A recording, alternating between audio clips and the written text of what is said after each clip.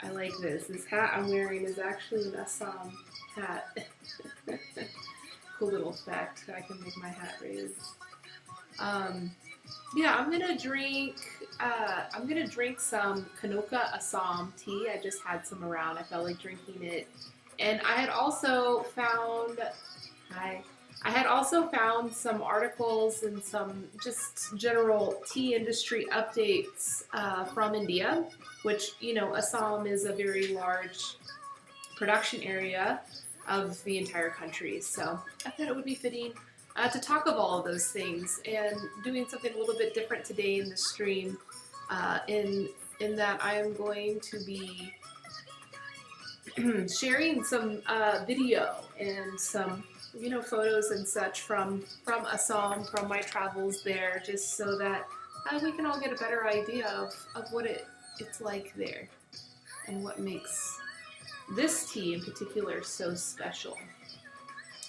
You know, when I travel around the world and meet tea masters in China or Taiwan, they all know Assam. Assam is a very, very important and popular origin of tea, but the reputation of Assam teas is not a good one.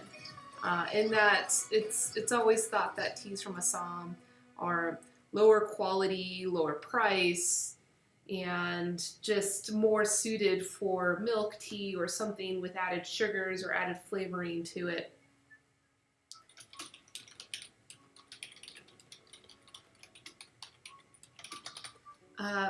So it always surprises them when I share a tea like the Kanoka Assam that I am going to enjoy here soon as my water heats up. And it surprises them, and because they've always been taught to think that tea from Assam is lower quality. It has its place. The Assamika variety, and that's the indigenous variety of tea plants from the Assam area in India.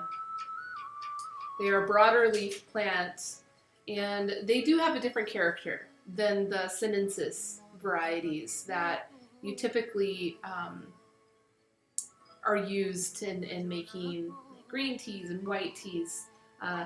Those varieties are less they're more cold hardy, which means that they can grow in colder environments, versus the Assamika plant is less cold hardy, and it thrives and grows very well actually in low-lying areas, just like Assam, India. Our music today is Assamese music. I just found on SoundCloud. They actually have a very vibrant, rich artistic culture in Assam, and actually a very vibrant, rich diversity of different ethnic groups within Assam. So it only makes sense that their music and their art would be very diverse and creative. And in Assam, there's the annual Spring Festival, which will be happening in the new year.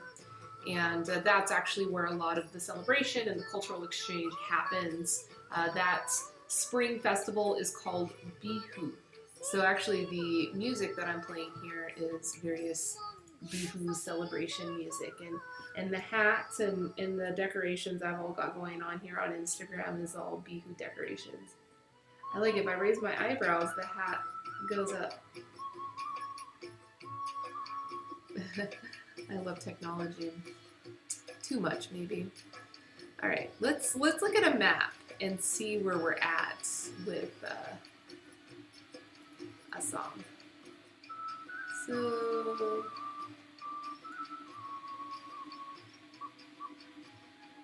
first I'll zoom out.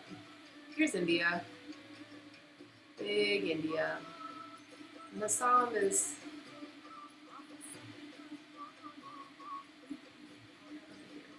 this area. Over here. Sorry.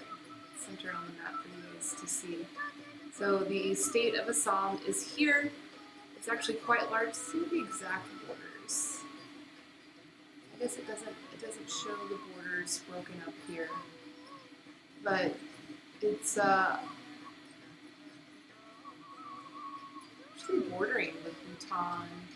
And then this up here, Arunachal Pradesh, is a completely different state of India. And this is actually the only place that borders with China. You're all up in this area near Bangladesh, above Bangladesh. This is Assam. And Darjeeling is just here. You know, in physical location, it's not too far away from the other, you know, famous growing regions of India, being Darjeeling. There's just a little history. You know, I said that Assam has indigenous plants. Just because it has indigenous plants doesn't mean that it has a whole lot of indigenous knowledge around those plants. There is some very limited indigenous knowledge, some sparse communities, mostly in the mountains, that have, you know, been growing tea and making tea, not commercially. I've been to one of those places. I've heard that those places exist in Assam.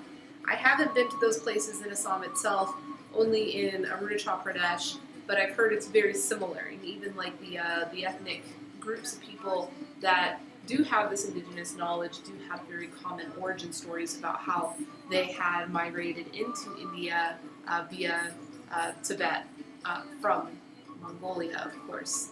I still haven't been able to fully wrap my head around that migration story, especially how that migration story is related to, you know, the minority groups that have settled in the mountains of Yunnan, who also have been growing and making tea for thousands of years. They, of course, have been making tea commercially, not for thousands of years, but for modern history of tea connoisseurship. Hey Kayla, how do you like my hat today? It does like a cool trick if I like raise my eyebrows. I guess it doesn't want to work anymore. The hat's supposed to raise if I raise my eyebrows. But my hat is it's a Assamese cultural, and I'm talking about Assam, India right now, so it makes sense.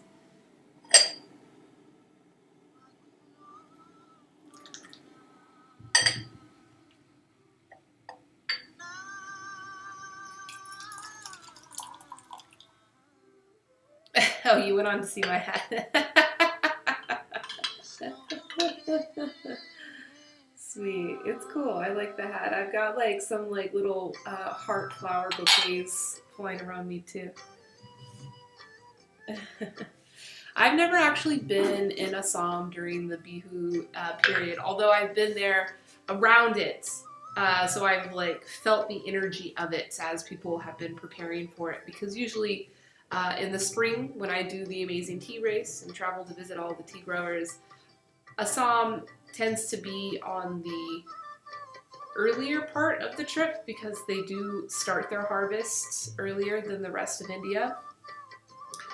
And yeah, this music is great. Yeah, it's nice.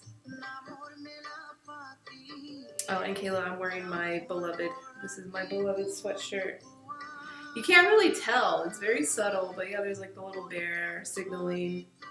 I don't think it says, oh, it says beloved on the bear. That's it. It's finally cold here in Vegas. Alright, so I just put boiling water and everything just to prime all of my wares, get it all ready for brewing. Now this Kanoka Assam tea would typically be a lot more full leaf, but what I have here is just kind of the bottom of the bag. So you get all the broken up pieces, but it's still good. You know, ideally you do want your tea to stay full leaf. You know, if you're ordering tea online, you can use that as a quality indicator. You know, has the company taken the time to keep the tea in its full leaf form? Because yeah, that's a challenge in itself. and your storage and your packaging to keep it in that pool. But tea does break, and it can be good quality leaf, and when it breaks down, you can still brew it and enjoy it. Of course, it's a little bit more inconvenient to brew, so you see I get all this mess here. All the broken up leaf is making it more difficult to brew the tea. And also something else to keep in mind, when the leaf is broken like this, your steeping time is going to be less because there's more surface area for the tea to infuse in the water. You see how dark the liquor is? It's very dark. I got a very heavy brew here. This is going to be strong tea. I'm going to get myself buzzed. Oh, I'm not done yet.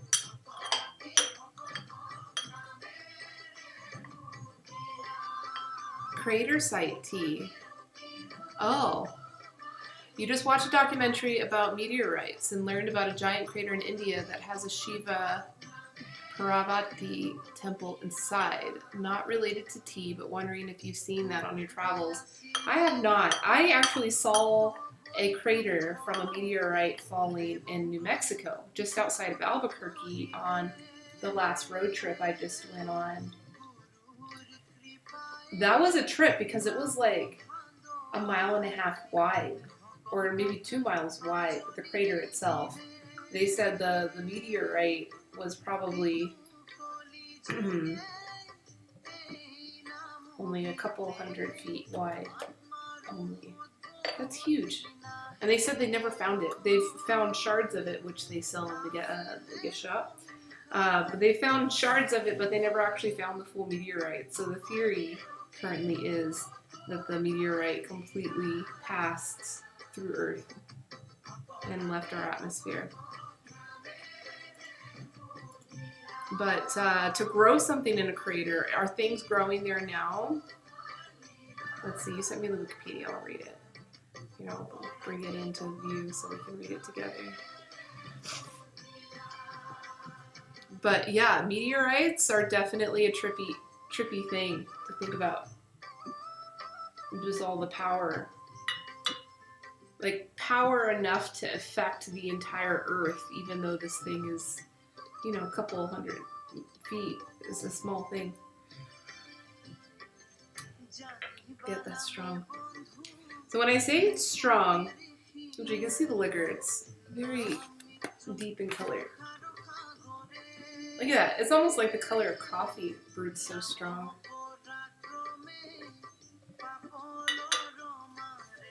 It looked lush in the video. It looks pretty lush here. Wow. Yeah, I've seen craters like this before, but usually it's like volcanic.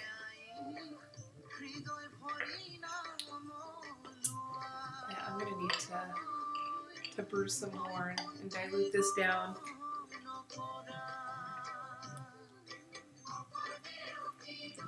But yeah, it's strong in its flavor.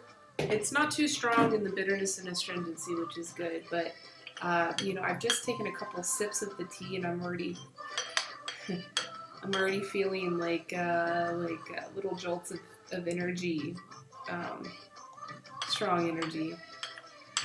So maybe I'll get a little tea lit.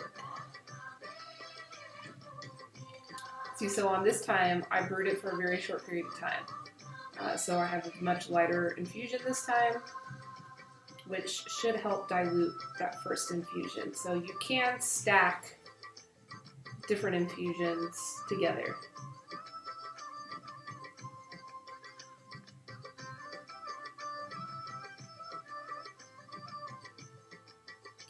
Typically, tea connoisseurs, they like keeping the infusions separated so that they can experience the nuances between each infusion. But you don't have to do that.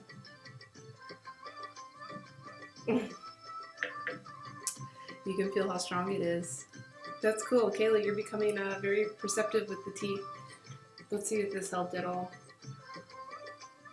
In worst case, I can always just add water. I can just add water to dilute this down.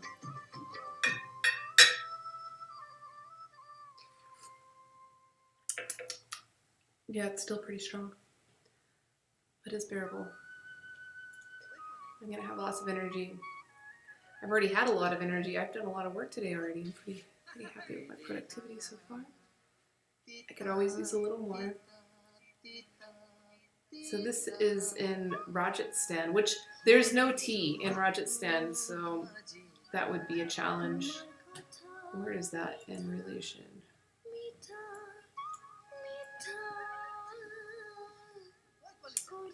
So, oh, it's over here. Yeah, there's definitely no tea over here. The closest tea would probably be up here in the Himalayas, and yeah, up in this area. Himachal Pradesh and Uttarakhand. They all have tea in the mountains, but yeah, I think this would be difficult. But that's cool. Thanks for sharing that, Kayla. It's a 10th century Shiva temple. Shiva temples are fun because Shiva was fun. Shiva liked to be airy. Always feel good. I've been to the largest Shiva temple in India, and that is also in Assam. And speaking of, I don't know, I might. Yeah. So, yeah, Assam is here. Assam is over here. Very quickly though, Kayla, since we brought up the temples, I'm going to look for a photo that is very special because it's from that temple, that Shiva temple. I later came to find out that it's like bad luck to photograph inside a temple. I don't know if anybody knows the specifics on that. Regardless, I took a photo. And it's pretty epic. And if you believe it's bad luck, you're welcome to close your eyes and not look at the photo. I'm like debating whether or not I should show it. I actually haven't even looked at it since my friend told me that that's bad luck. I haven't been too interested in checking it. But now that I brought up that temple, because that was a special experience. And my friend was the one. My friend that told me that it's bad luck is also the same friend that told me I should take the photo. Because we were just visiting the temple, and he says, "Oh, you should take the photo. Take the photo. This is special." And then we did the puja and went back inside. Here we go.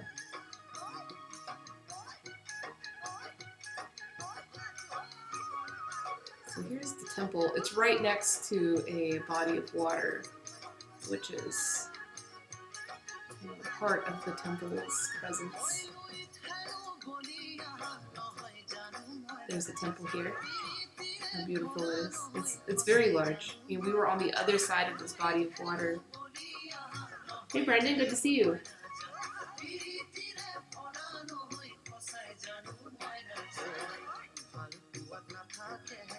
I'm doing a hat dance. Alright, so let's see. So this is the entrance into the temple.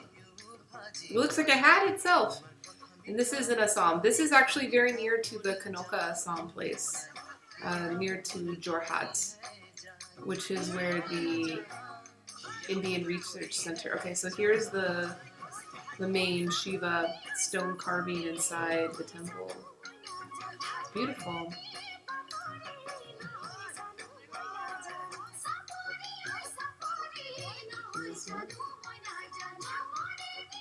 Interesting. And all these stone statues, they're just built into the temple. This photo right here. And this is the well that comes inside the temple from outside, brings the river water inside where they use to clean all the the deities inside. Gorgeous. Gorgeous.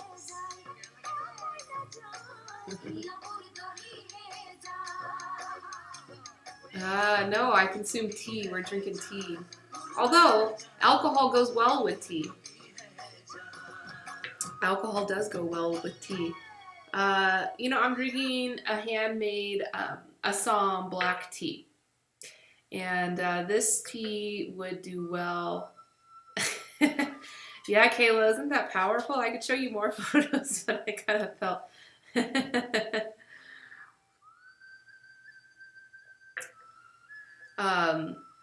Yeah, I would imagine maybe like a very like sweet like bourbon or whiskey. Yeah, Brendan, that's it. Like a really good bourbon or whiskey would taste well, and it would taste well as like a mix. So you could make a cocktail mixing the tea with the alcohol, and the flavors and the experience can interact with each other to create a really unique experience. But a lot of times what people recognize in these these cocktail mixes, is that the tea cuts the harshness of the alcohol down. Almost like you can't taste the alcohol at all, like the burning part of the alcohol, not like the unique character part of the spirit, but wow. Wig, you live in a village where you guys make a cocktail of vodka and salt water? I want to know about that. Like, what is the name of that drink? How commonly is that? Is that like, so where you live, I'm assuming you live in a place where vodka is regularly consumed. So is taking it with salt water the preferred way? Yeah. So, what I was saying about the making the cocktails with the tea and the whiskey or the bourbon is that you can make a cocktail, but there's a really cool way that you can take it where you sandwich the two of them. So you would take a sip of the tea, a sip of the spirit, and then a sip of the tea again. And the tea will open the palate to the next experience. You'll get the alcohol, which you may feel that alcohol sensation, but then you sip the tea again and it kind of rounds everything out and closes it all out. It's actually a very delightful way to experience those two products. So yeah, try it out. But yeah, Wig, tell me a little bit more about that vodka and salt water. Where do you live? What country? All right, so Kid Vicious, you want to know about milk and tea. It can be good. It's like milkshakes. I love milkshakes. I see milk and tea the same way that I see milkshakes. If that's what my body is craving, that rich, milky experience with the tea, then I'll enjoy that. But I don't regularly put milk in my tea, just like I don't regularly drink milkshakes. Milkshake is a special treat that when I'm craving it, I'll enjoy it. But I know that regularly having a milkshake is not going to be good for my body. And that's the same thing with taking the milk with the tea. And it has been proven over the past couple of years that tea does have a lot of health compounds to it, specifically green teas. And black tea and oolong tea also has these antioxidants. And that's what people focus a lot on tea, that it can help prevent cancer. If you have a lifestyle of drinking tea every day, when you're 60 years old, you'll be grateful to live a cancer-free life. Well, it's been found recently that if you consume tea alongside a protein, such as milk, including nut milks, you are that protein is going to bind itself to the antioxidant and will not be available for your body when you consume it. So if you add milk to tea, it is no longer a health product, but it is certainly good at providing decadence and enjoyment, as well as satiation. And so for some occurrences, some situations, if you are traveling or if you have a very laborious job that does not afford you the ability to go out and have a proper lunch during breaks, tea and milk and sugar actually plays a very good job in satiating your hunger in those situations. So yeah, tea with milk has its place for sure. All right, Wig, you say it is a self-brew. Your uncle will take water and make the salt burn because of vodka and then only taste vodka. It's called Botlab Kvass. Oh, you're from Belgium. Small village. It's called Smellaf.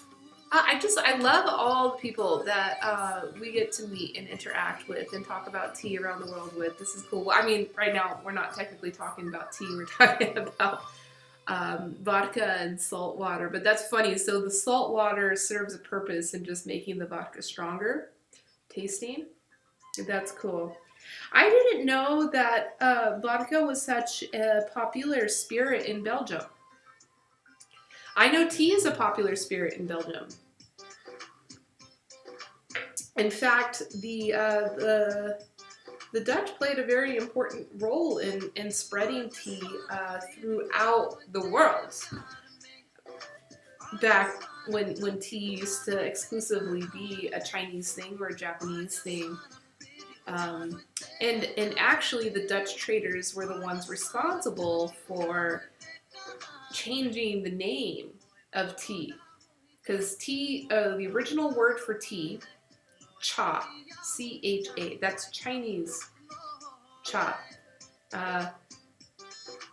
They called it cha when they were trading, but the traders, once they made it back to the European ports, either they forgot cha or they couldn't say cha, so they changed it to te.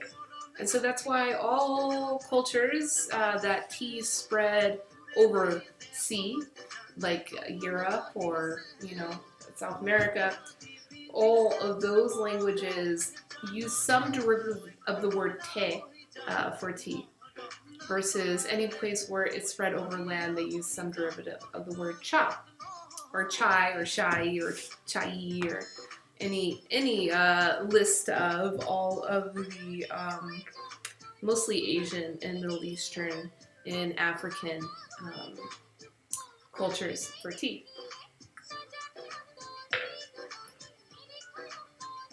What do I think about tea that makes you lose weight? Does it work or not? Oh, Kid Vicious, you've got a lot of good questions today. Yeah. Okay, so skinny tea, detox tea, whatever you want to call it, it is a huge trend, fad. I'm sure you've seen it, especially on Instagram. It is, the makers and the marketers of these teas have discovered that influencer marketing is the most ideal way to convince people that they're not beautiful enough and need to purchase this tea so they can become more beautiful, like Kylie Jenner or whatever Instagram model is saying it.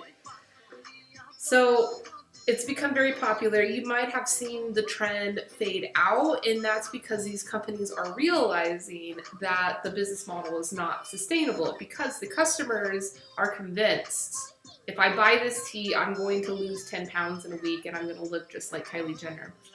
That's how they were sold the product. They buy the product. First of all, the product usually doesn't taste good because it's not good quality tea. It's not made to be a connoisseur product. It's made to be a functional product, a diet product. So the tea probably doesn't taste good, so they're not enjoying it, but they're forcing themselves to drink it because they paid for it, and Kylie Jenner told them that they're going to lose the weight if they drink it. So they go through the whole program, be it a week or 10 days, whatever was promised to them.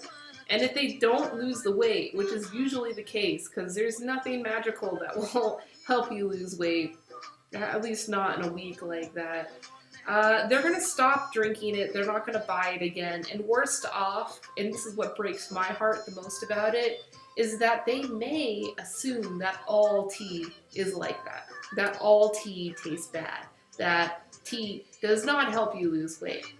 Now, I will describe that tea can help you lose weight. It is not a direct like band-aid thing that you're going to see the result in a week.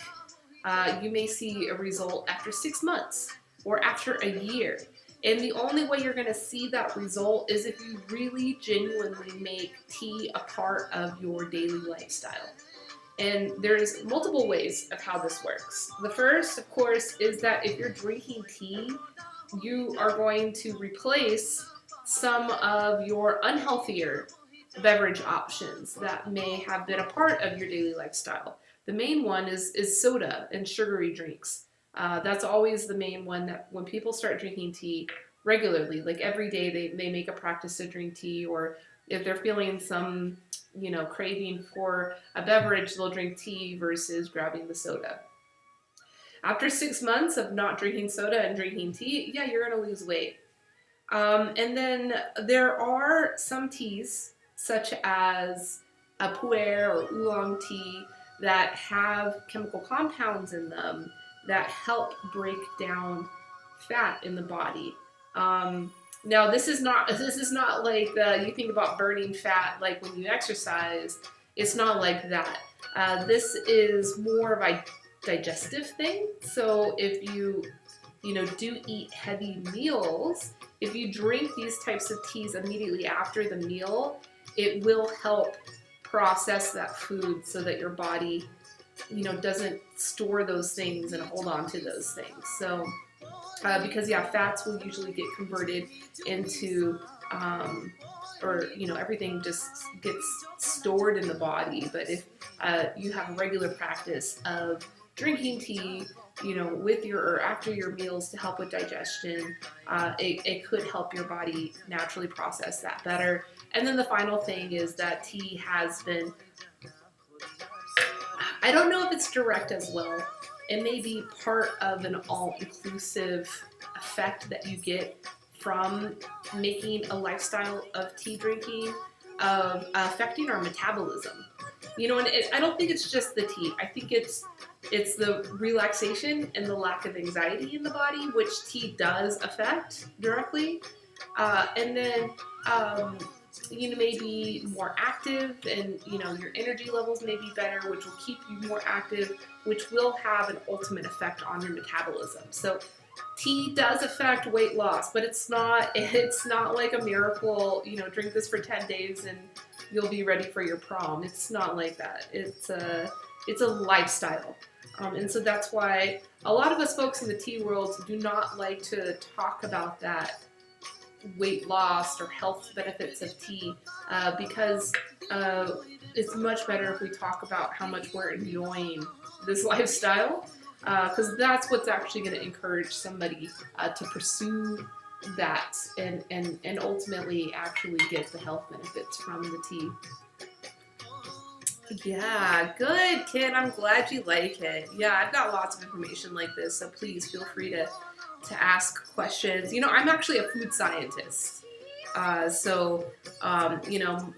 background and my origin before even starting doing any of this work was very much on the technicals of food. Now, I did get jaded very quickly on that career, because when you're a food scientist, you work for big food. So you work for those big food companies that make the processed food.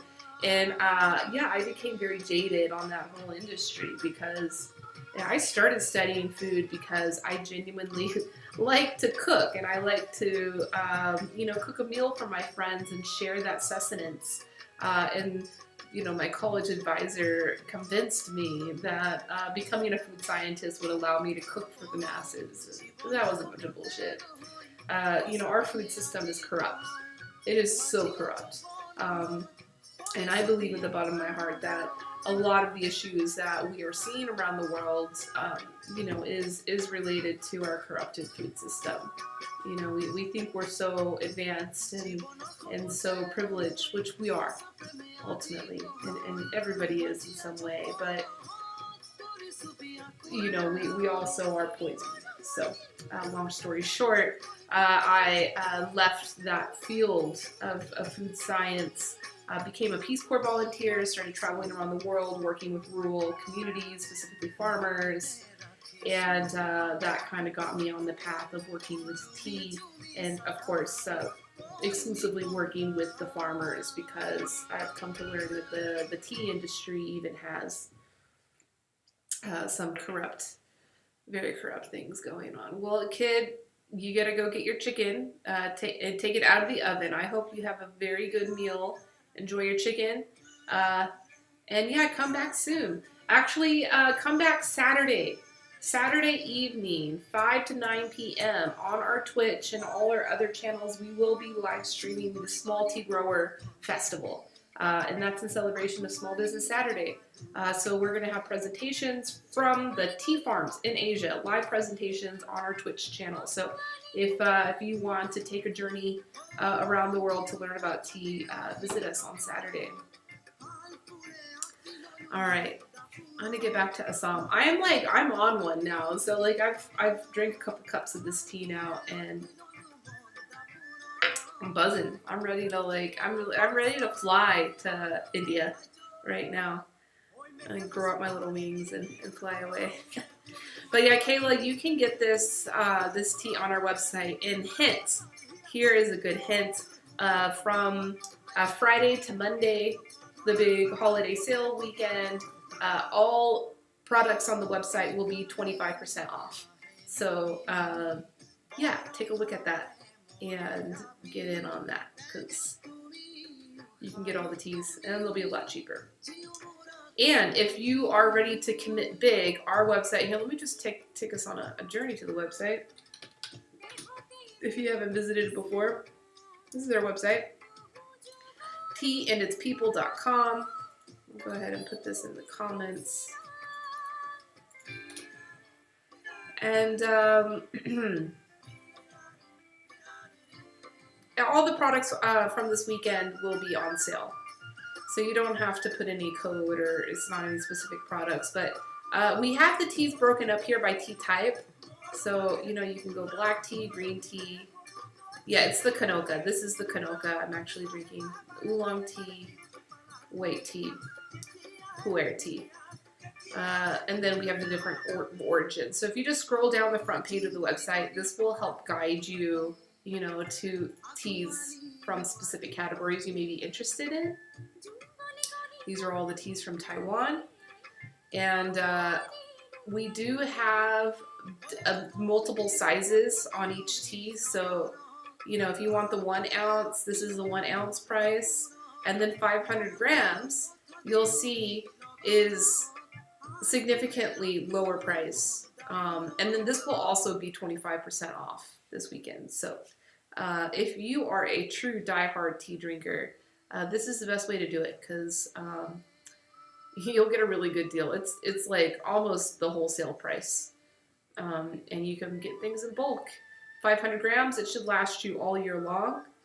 So you could really, you know, set yourself up for the whole year. Let's go here. So we go to Kanoka, search. The Kanoka Assam is here. Look at, so this is what the tea that I'm drinking right now, this is what it usually, if you buy it from me, this is how it's coming to you. This is like the good form. Like what I'm enjoying here is really, this is the bottom of the bag. I would never sell this, but I would drink it. I would certainly drink it. And if you ever have a bag of tea that, you know, has been in the cabinet for a long time and it's all broken up, like, you should drink it too. Just because it's broken up does not mean that it is destroyed. You just may need to brew it a little bit differently than you're used to, just like I learned here.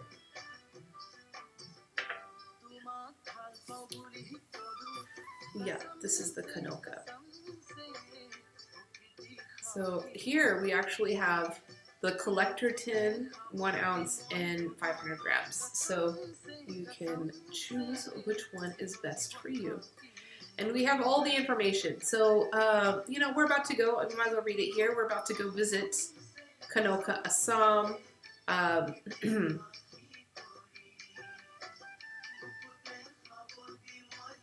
Elevation, 45 meters. So this is very low elevation. And I was talking about the 2 different varieties of tea plants, the sinensis and the Assamica.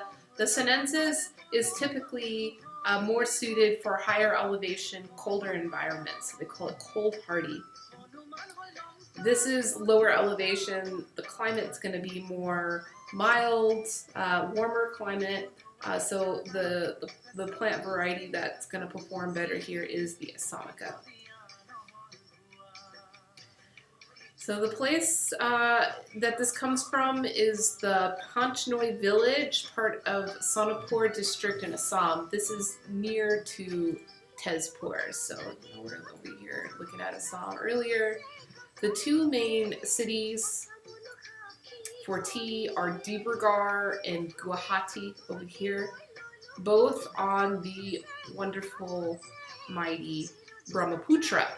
The Brahmaputra is this river running through here. This is a very powerful, important river in India. I believe it's the biggest river in India. It runs all the way from up here, all the way down the Brahmaputra, a huge river.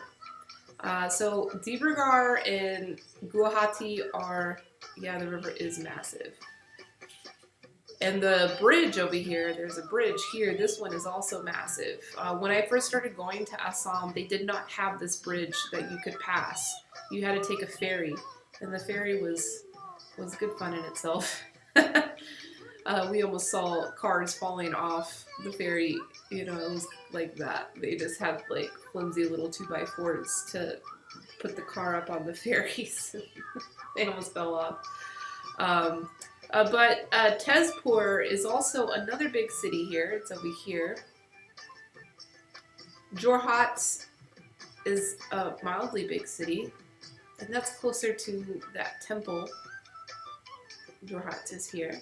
The Tea Research Center, Toklai, is here. And the temple that we went to is actually, I believe it's here. It's just before Jorhat.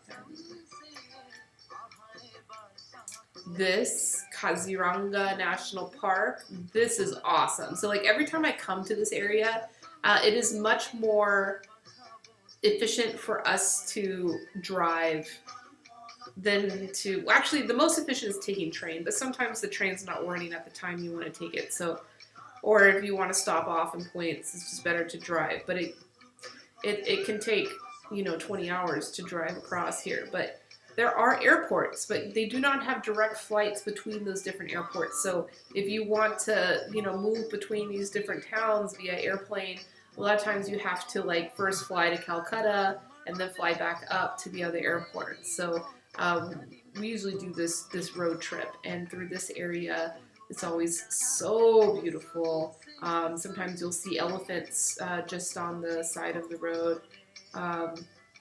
See here, this is actually famous for the one-horned rhino is famous in this area. That's actually Assam's like statewide symbol is the one-horned rhino. And then Kanoka. It's somewhere here.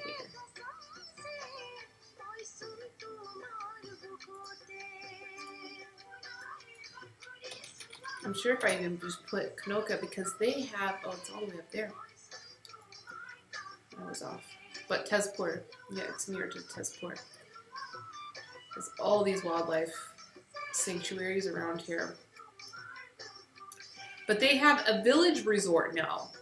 So Kanoka is not just making tea, but they're also offering, tourism, which is smart. That's what all the tea growers need to be doing. All farmers should be doing that. It's multi-pronged purpose where,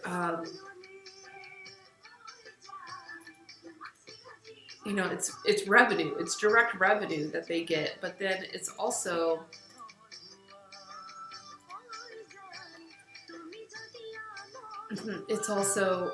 marketing, right?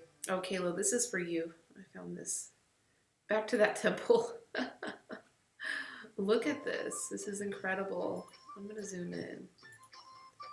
So this is the altar. Oh, no, it's... Why did it flip? That's interesting. Why it's flipping. I'm not trying to flip it.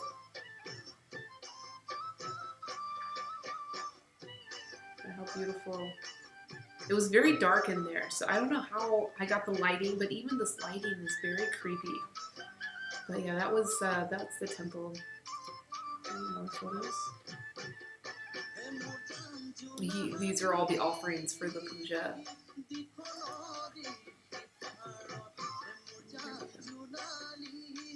Incredible, huh?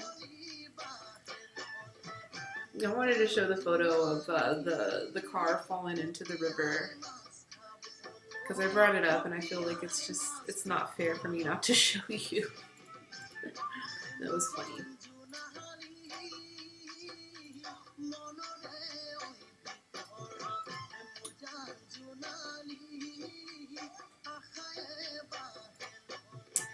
Let's see, what year was that? That was 2015.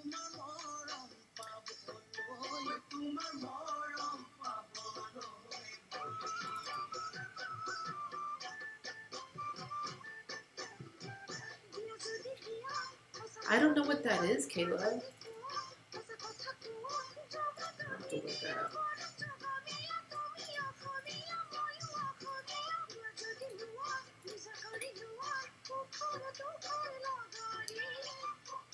Sacred geometry. That sounds good.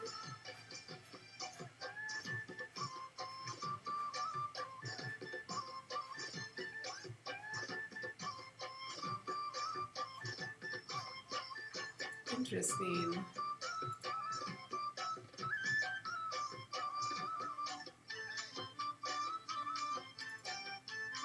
It looks like none of the images from... So the Vesica Pisces is a, what are those things called? It's just like a Venn diagram. Yeah, I don't know, the thing that you say, I don't know what that is.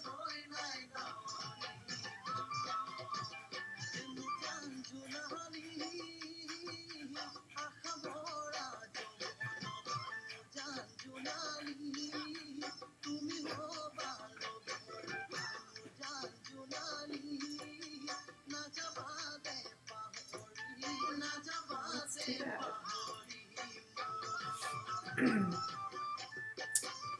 Yeah, I'm not going to be able to show you photos from that because I don't have those images here, unfortunately.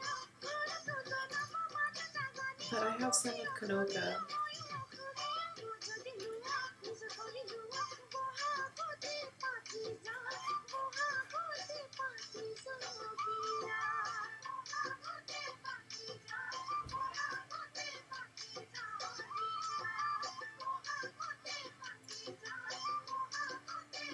Taking a video there. Photos.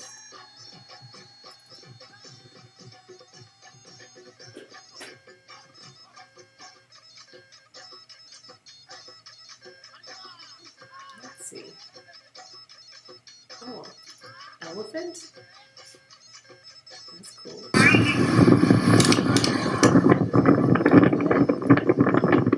You saw that? Let me turn the sound off. We were just driving on the road next to the tea farm, and there's just some elephants.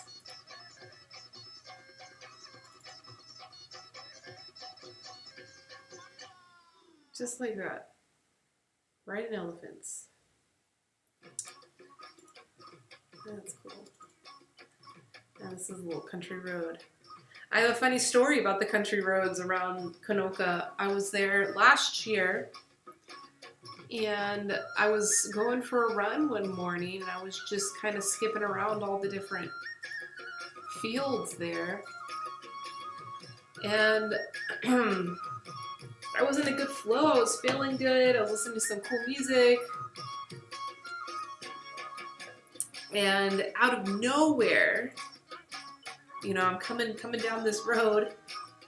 And out of nowhere, out of the bushes, so the tea fields are all this way, and then there's some bushes, and then a freaking monkey was also running, but we were like running in perpendicular directions, and the monkey came through the bushes because I didn't see him running, and he came through, and he was running also full speed, and we kind of like bumped into each other, but we were, you know, perpendicular to each other. And I scared him just as much as he scared me, you know, and so we both went, But except for when he went like that, he went from being this small little thing on the ground to being taller than me. And I just remember being like, whoa. And then he immediately ran up a tree. And then he was cruising up the top of the tree, this small little thing with this little tail hanging down. I was like, well, that was incredible. And there was like one of the villagers at their home, just out in the front of their house that saw it all go down, and he was having a good laugh. Am I the monkey? No, I'm a pig. If that's not obvious, I am a pig. Let's see, what else are we going to look at here? So these videos are actually from a couple of years ago. We got some roll in here. So this is how they hand make their teas. You know, lots of effort. Hand rolled. When we say handmade, it wasn't just like harvested by hand. A lot of tea companies will use the term handmade, you know, if the tea has been plucked by hand. But here, not only do they pluck by hand, they weed by hand, they fertilize by hand, they collect all the cow dung by hand, and they roll the tea by hand. Pretty incredible.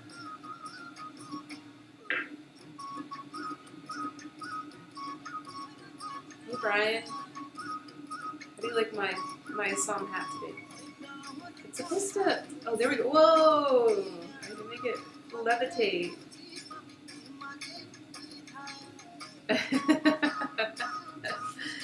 We're visiting Assam, India today, so I'm being a little bit festive.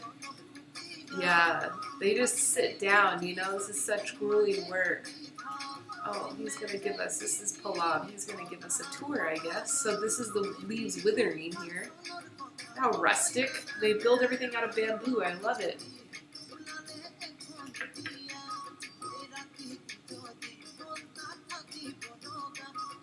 Let's see, is he speaking English? আৰু যেতিয়া মই এইখিনি 40% widen হোৱাৰ পাছত মই এইখিনি আপোনালোকক কিদৰে হেণ্ডল কৰে হাতেদি সেইটো পৰ্যায় দেখাবলৈ গৈ আছোঁ।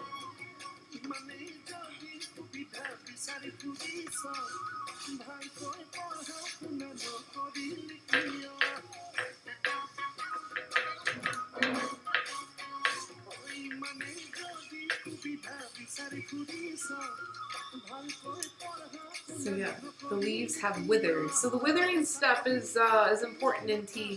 That's when they allow some of the moisture to leave the tea plant. So because when they first harvest the leaf, it's really moist and it's not very bendable. Bye, Kayla. Thanks for joining me. এইদৰে প্ৰায় 5 minute সময় হাতেদি ঘূৰাই থাকিব লাগিব।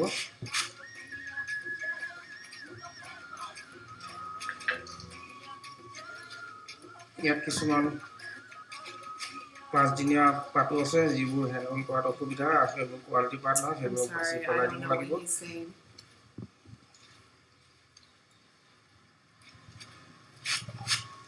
I know he's rolling tea, so the purpose of this step is to break down the cell walls.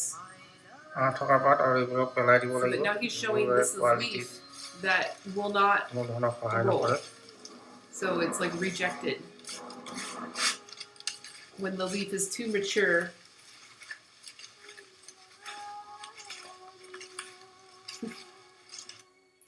Yeah, brew some Assam, it'll be good for you. And you just like find this filter on Instagram and you could have your own floaty hat. It doesn't work all the time. Oh, there goes, woo!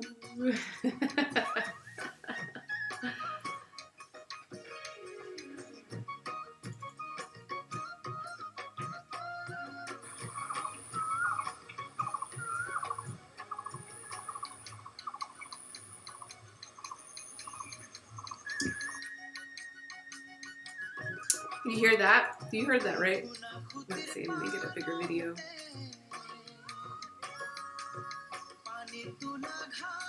মই পৃথিৱীৰ সকলো চাহ প্ৰিয় গ্ৰাহকক সকলোকে এটাই অনুৰোধ কৰিব বিচাৰোঁ, তেওঁলোকে খোৱাৰ পৰা উঠিয়েই যিটো বস্তু মুখত দিয়ে, যি কাপ চাহ মুখত দিয়ে, সেই কাপ চাহ যাতে কোনো ধৰণৰ কেমিকেল নাথাকে সম্পূৰ্ণৰূপে জৈৱিকভাৱে খাই নিজৰ স্বাস্থ্যৰ লগতে আনৰ স্বাস্থ্য যাতে টনকিয়াল কৰিবৰ কাৰণে সকলো জৈৱিক Yeah, I don't know.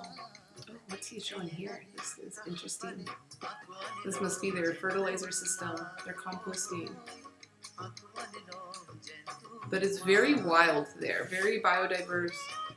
He does everything very organically. Yeah, it does. It's the eyebrows.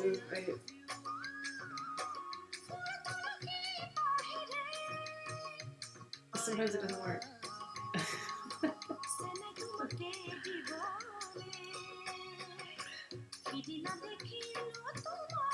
Yeah, let's see. We're talking about picking up the dung by hand. I think this is the dung pile right here. Yeah. Look at that nice, fresh fertilizer. Everything done naturally. And you know what's great about the fertilizers and pesticides and other organic tools by these small growers in India? It's not something that they really have to learn. They don't really have to like research it and figure out how to do it. Like in China and Taiwan and Japan, those farmers all have to learn how to do it because they've always been working under the green revolution idea that efficiency in agriculture chemicals are all better than organic. So it's new for them to learn that. But in India, this noise. I guess you turn the noise off. It's muted. So you can hear all the different birds and the different insects and the different things. That's how you know a farm is really organic. Ultimately, you really know with the soil. Just step on the soil. That's all it takes. If the soil is like spongy and wet and feeling diverse like this, and then if you have things growing out and you look at the soil and there's like other plants and weeds growing, that's also a very good sign that it's organic. It's when the soil starts looking like styrofoam and feeling like styrofoam, then you got to be worried about the health of that soil. And also the products coming from it. We don't want to be consuming. And this one's fun. Cool little tool for pounding.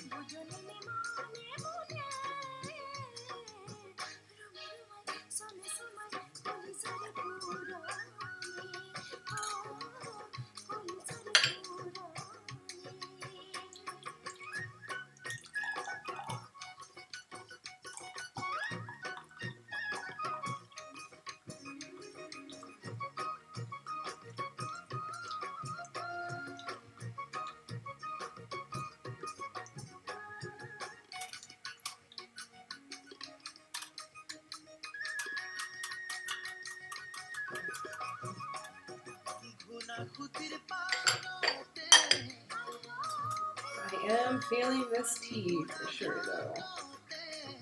Very strong.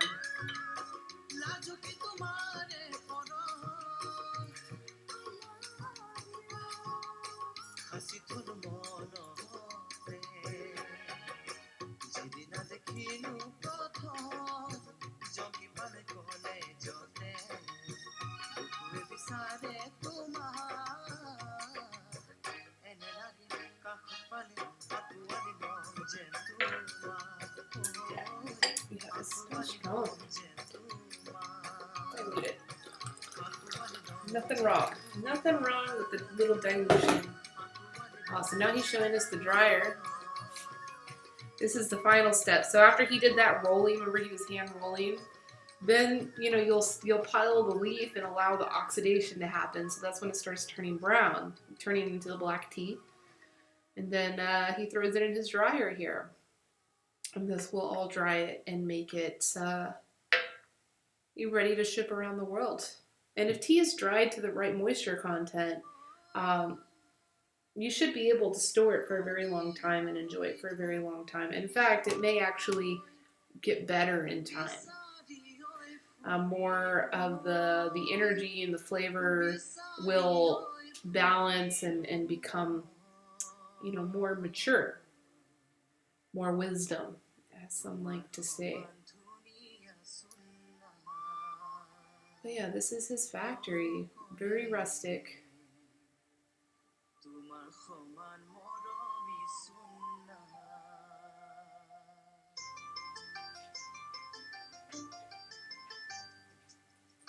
Hi, Jonelle. Yeah, this is the Kanoka Assam farm.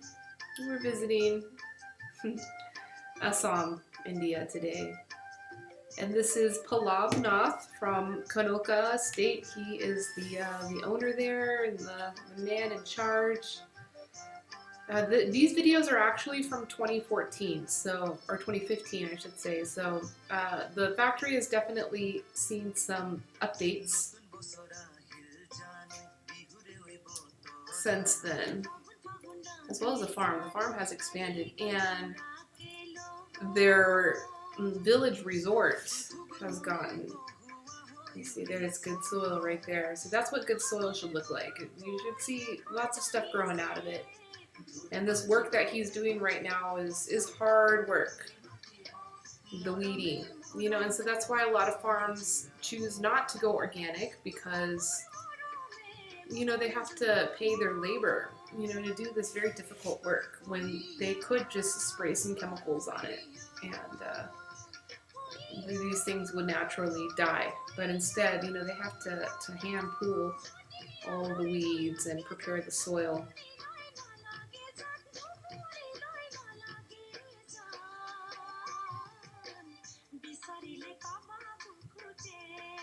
Jonelle, it's been a while since I've seen you. I hope you join us on Saturday, the Small Tea Grower Festival from 5 to 9 Pacific. We will have 4 different presentations from 4 different farms in our network, and we are also doing like an interactive tasting. And this is the nursery. These are all the babies, the baby seedlings. You can see even the soil the baby seedlings are in is all organic. It's all got these weeds growing out of it. But yeah, we're doing an interactive tasting with all the growers. So since you're here in Vegas, it's not too late that you can jump in and get your ticket and participate with us. I just want to show that in the elephant video again. That was amazing. Oop, no, elephant just walking the street, no problem. India's a place you usually have to worry about driving out of the way for the cows on the road, but I guess you gotta watch out for the elephants too.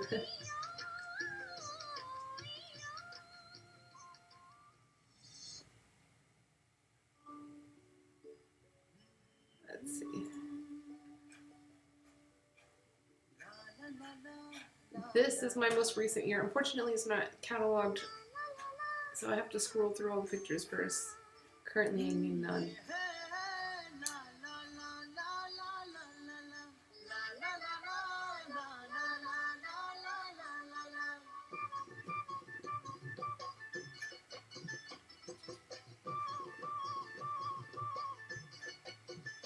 Almost there.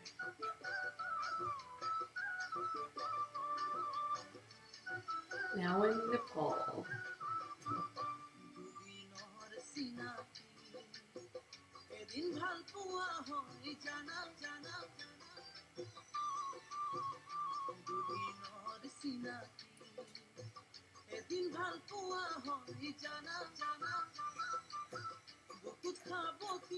Taking a lot of pictures.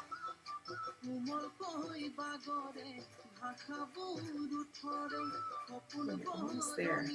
Now we're in Darjeeling. Okay, here we go. Oh, I loved all these cows. I loved this cow. This isn't a. This is in Kanoka village. Well, Jonelle, this weekend, the website teaanditspeople.com, we're running 25% off the whole weekend. Cute. I just love this cow. So cute. I was trying to capture, you know, Oh, this is a good one, actually. I'll get a picture of his face. Cutie. I wasn't able to focus in right. It was all happening so fast. The cow was interested in me. He came right up to my camera. I really wanted to. Ooh, so shy there. Little baby goats are cute too.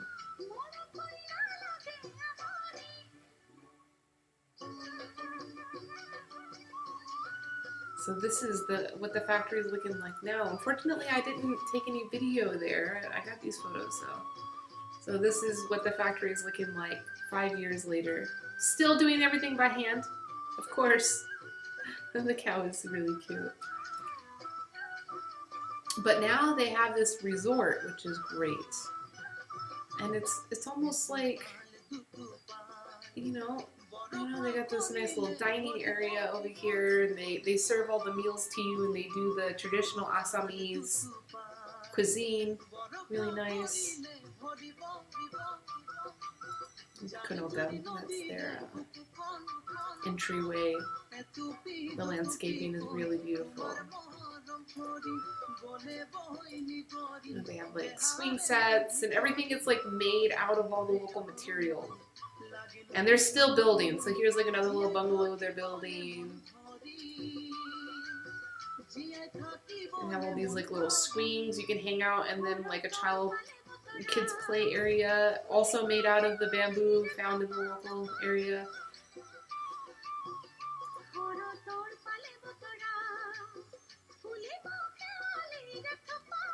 And then those are the bungalows that you get to sleep in. They're also very rustic. But they have electricity and running water inside, like a shower and toilet inside the bungalow. So it's quite, comfortable. And I guess that's it. That's all the photos I have. But today's live session is just a little bit of a taste, of what Saturday's stream is going to be like. We're going to have 4 different farms presenting. Matcha Farm in Japan will be grinding the New Year's matcha. And then Teeneer out of South India will be introducing their community and their family in Nilgiri. And then we will have Amba Tea Estate introduce the Vangeli Peko tea and also tell their story of what they're doing in Sri Lanka, as well as update us on what's going on with the pandemic there. So if you have any questions about that, please bring them. And finally, we'll have Bob Jacobson from Hawaii Rainforest Tea talking about his Hawaii Spring White. In addition, we'll have other guests and demos going on. And it just be a lot of fun for you to, make some new tea friends. So please plan on being at that event. You can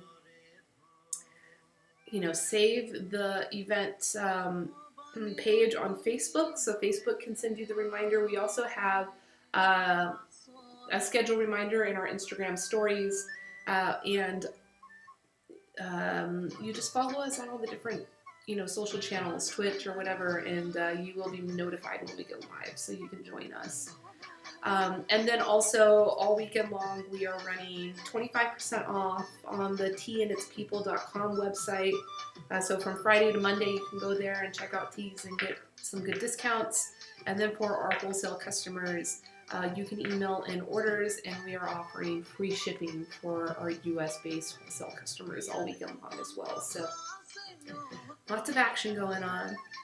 Looking forward to all of it. I hope you guys are having a great week. And if you have any questions about anything that I presented today, feel free to direct message me through this platform, or you can always email me at info@tlet.com. So until we meet again, thank you for joining in. I had a lot of fun streaming with you guys, and I'll see you guys next time. Have a beautiful day. Beautiful rest of your week.